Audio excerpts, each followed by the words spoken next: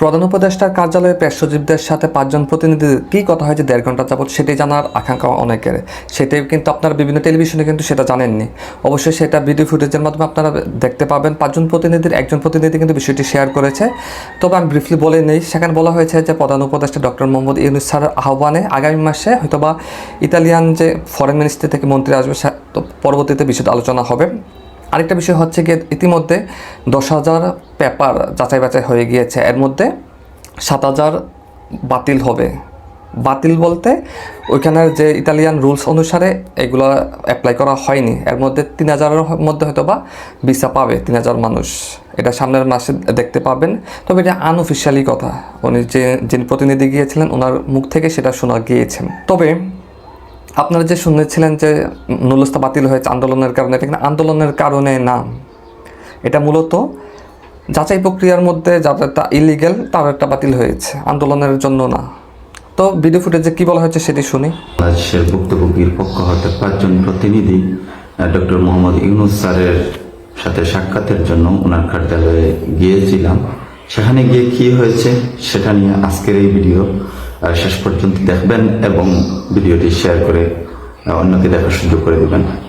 যারা আমরা ভলান্টিয়ার ছিলাম তাদেরকে সাথে আলোচনা সাপেক্ষে 5 জন প্রতিনিধি তারা নিয়ে যেতে চান আমার ডক্টর মোহাম্মদ ইউনূস স্যারের কার্যালয়ে।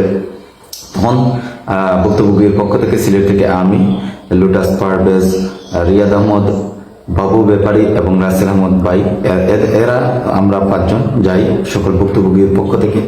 শেষ সচিবের সাথে আমরা প্রায় দীর্ঘ 1 থেকে 1.5 ঘন্টা সময় বিভিন্ন দিক তুলে ধরেছি। ইতিমধ্যে 5 দফা তিনি নিজে ইতালি অ্যাম্বাসেডরের সাথে কথা বলেছেন। এমনকি আগামী মাসে প্রধান উপদেষ্টা ডক্টর মোহাম্মদ ইউনূসের আহ্বানে ইতালীয় ফরেন মিনিস্ট্রি থেকে মন্ত্রী আসবেন, ওনার সাথে কিন্তু আরো বিশদ আলোচনা হবে। তিনি জানিয়েছেন যে বিষয়টা যে আমাদের বিভিন্ন ঝামেলার কারণে ফেক কাগজ এই সেই হ্যান ত্যান অনেক কিছু আছে, এখানে অনেক আসলে ঝামেলা আছে, অনেক জটলা আছে। কিন্তু এরপরও উনি জানিয়েছেন ইতিমধ্যে 10,000 তারা ক্লিয়ারেন্স করে ফেলেছে, 10,000 পাসপোর্ট। এর মধ্যে সম্ভবত 3,000-এ ভিসা লাগবে, 7,000 রিজেক্ট হয়ে যেতে পারে। আমরা জানতে চেয়েছিলাম যে কত দিনের মধ্যে এটা নিষ্পত্তি হতে পারে, সেটা কিন্তু সঠিকভাবে বলেননি। তবে এটা আমাদেরকে 100% সিউরিটি দিয়েছেন যে আমরা বিভিন্ন মন্ত্রণালয়ে তৎপর হব এবং পররাষ্ট্র মন্ত্রণালয় থেকে তৎপর হব যে আপনাদের এই বিষয়টা খুব দ্রুত যাতে নিষ্পত্তি হয়।